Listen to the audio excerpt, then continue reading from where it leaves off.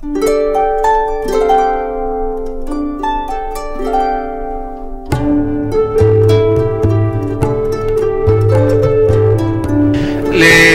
aprovechar este pequeño espacio para anunciarles que la próxima semana vamos a tener un invitado muy especial. Se llama Jesús Ya, que es un amigo mío desde hace como 30 años, algo así.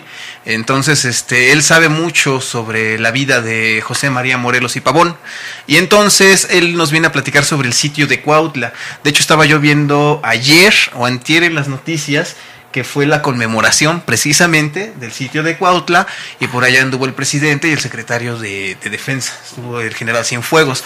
Entonces, pues a lo mejor vamos a estar sin querer más o menos a tono en lo que es la fecha. Entonces, la próxima semana los invitamos, porque pues a veces no tenemos tanto que hablar sobre historia mexicana, y qué mejor pues que un experto nos hable sobre eso. Estábamos platicando sobre la batalla de Berlín. Estábamos diciéndoles que las tropas que defienden Berlín no son las mejores. Existen unos cuantos millares de hombres de las Waffen-SS, que en realidad pues eran los únicos hombres de valía que estaban defendiendo la capital. Los hombres de las Waffen-SS sabían que o luchaban hasta la muerte o luchaban hasta la muerte, porque como todos ellos eran voluntarios de otras naciones, pues no iban a esperar una bienvenida con los brazos abiertos en dado caso de que cayeran prisioneros. Se hallaban tropas de las defensas antiaéreas. Aquí debemos mencionar que los alemanes, cuando comienza esta campañas de bombardeo tan destructivas, ellos construyen unas construcciones monumentales que se llaman las Torres de Flak. Estas Torres de Flak eran 3 o 4 torres, no me acuerdo, creo que eran 4 torres, que estaban en los 4 puntos de la ciudad.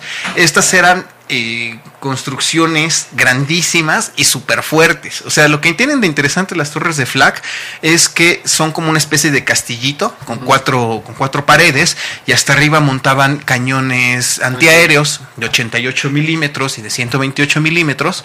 Fíjense, eran tan grandes que podían albergar los cañones gemelos de 128, o sea que eran unos cañones tototototes, y eran gemelos, y ahí podían albergar esta clase de cañones antiaéreos.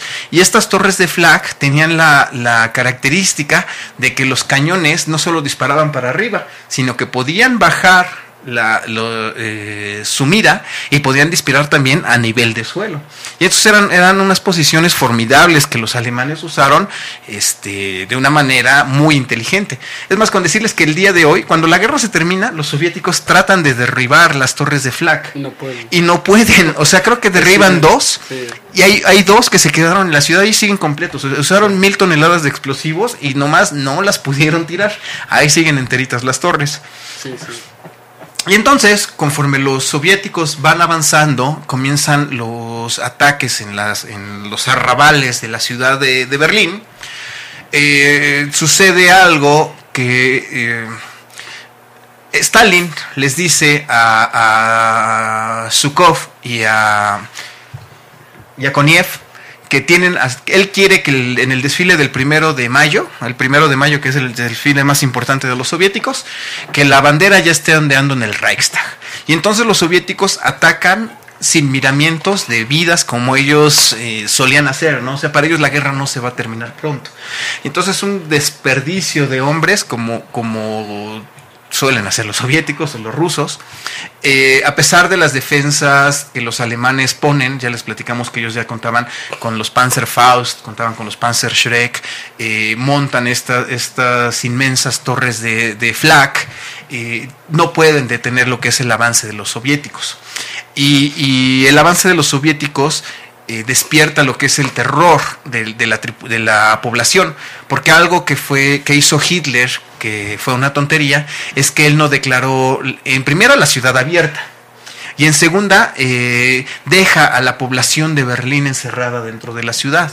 Y esto lo que hace pues es que conlleva a un número de bajas entre los civiles pues muy alto, porque los soldados seguían combatiendo con civiles y sin civiles.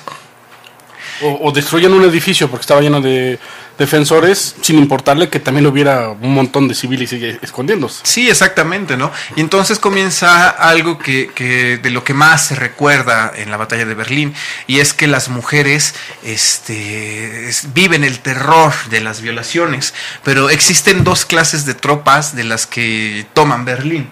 Las primeras son las tropas de choque, los combatientes, los que están en primera línea disparándole a los que están enfrente, y atrás de ellos vienen una segunda oleada de soldados que ya no son tan disciplinados ni son tan fáciles de controlar por parte de los oficiales soviéticos.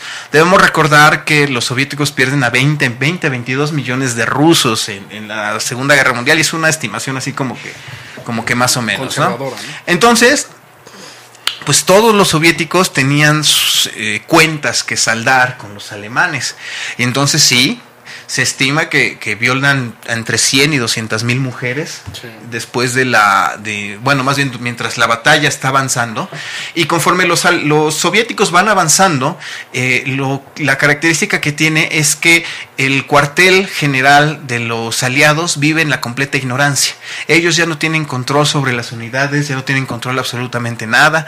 Los que le daban las noticias a Hitler agarraban, prendían el radio y se ponían a escuchar a la BBC, y sobre eso era que les daban los boletines a Hitler. O sea, porque ellos ya no tenían absolutamente control de la ciudad. Y entonces le decían, las tropas ya llegaron a Charlottenburg, las tropas ya llegaron a Moabit, a todos estos barrios clásicos de Alemania, de Berlín. Y los soviéticos, para saber cómo iba su avance, llegaban a las casas y la red telefónica seguía funcionando. Entonces dicen que agarraban el directorio y buscaban una casa que dijera el de la siguiente calle, ¿no? Uh-huh. Y entonces agarraban y le marcaban y decían, si escuchábamos que contestaba una voz alemana, le decíamos injurias y le colgábamos. Y si escuchábamos que era una voz rusa, le preguntábamos, bueno, ¿dónde estás? ¿Qué estás haciendo? Ah, sale, vámonos. Y seguían avanzando, ¿no? O sea, fíjese qué cosa tan curiosa para llevar a cabo una batalla, y que también habla muy bien de lo que es la tecnología y las instalaciones de teléfono alemanas, porque funcionaron hasta el último. Las tropas poco a poco van ahorcando, van cerrando el cerco dentro de Berlín. El objetivo era la Cancillería, ¿no? El objetivo era la Cancillería, exactamente. De hecho, ¿dónde está?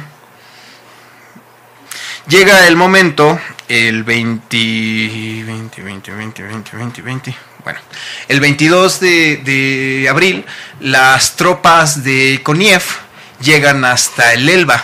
Y cuando ellos llegan hasta el Elba es cuando cierran completamente a la ciudad de Berlín. Cuando llegan al Elba se va a dar a cabo este encuentro que es histórico, cuando los americanos y los soviéticos se encuentran en el puente y se saludan y se dan la mano, sí, y celebran la victoria o celebran el encuentro. Digo, si en este momento recordemos que los aliados y los soviéticos son amigos, son aliados, pero que ellos saben que ya no es tan importante ganar la guerra, sino que aquí lo importante es ver quién va a ser el más poderoso. Es por eso que Stalin le dio una importancia tan fundamental a tomar la capital de Berlín, porque era el cubrirse de laureles al vencer a la máquina fascista.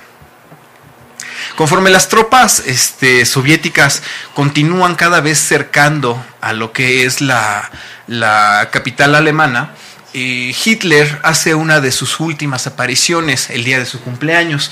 Creo que les platicamos eso en el programa cuando hablamos de Hitler.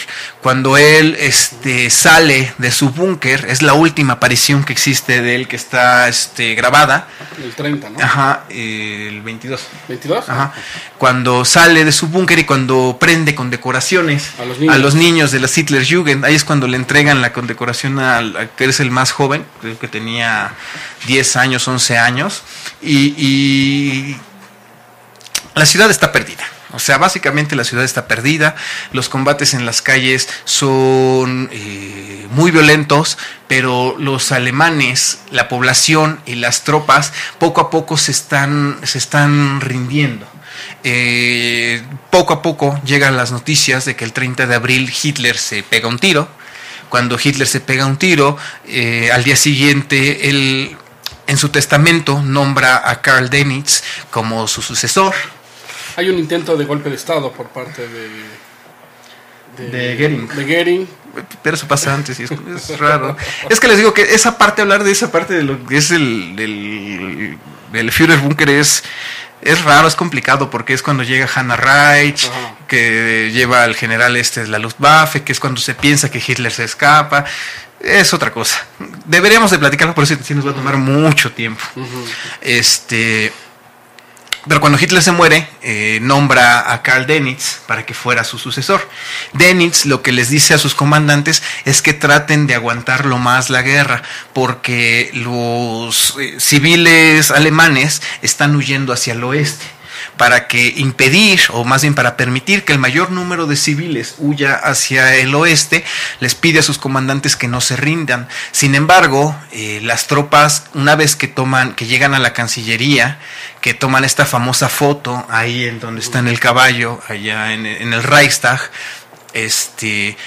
los combatientes, el comandante de los soviéticos conmina, por decir algo, a los oficiales alemanes que se rindan, y entonces el 1 de mayo los combates en Berlín continúan, pero ponen un camión de estos con altavoces.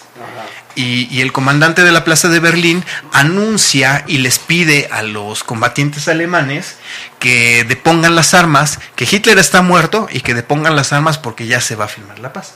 Y entonces poco a poco los combates van cesando en lo que es Berlín. Fíjense que cuando la batalla de Berlín se termina, y no hablamos de algo que es muy importante, que eran los escuadrones volantes de la muerte. Estos escuadrones, cuando la ciudad ya está cercada, desde antes de que la ciudad estuviera cercada, se formaban estos comandos de policías militares que ponían puestos de control y que agarraban a todos los combatientes, o a todo hombre que llevara uniforme, lo pescaban y le decían, ¿tú quién eres? ¿Para dónde vas? Y si no le dabas una buena explicación, te colgaban en ese momento. Y entonces, en las fotografías que existen de la batalla de Berlín, ves un montón de hombres colgados de postes, de farolas, de lo que hubiera, a donde tenían estos letreros grandotes que los mismos dogos le ponían a los muertos, a donde decía, soy demasiado cobarde para defender a mi patria, o yo permití que un ruso violara a mi mujer, o cosas así, ¿no? Y obviamente eso lo que hace pues no es más que romper la moral, la poquita moral que tenían los combatientes. La batalla de Berlín provoca otras 100,000 muertes de rusos. Otros 100,000 rusos se mueren para que tomaran Berlín. Fallecen alrededor de 50,000 o 60,000 soldados alemanes. Y obviamente cuando la capital cae, solo faltan unos cuantos días para el 8 de mayo, que es cuando se firma la rendición incondicional y cuando se declara el Día de la Victoria en Europa. Vamos a pasar un pequeño corte, porque ya también nos lo están pidiendo, y regresamos.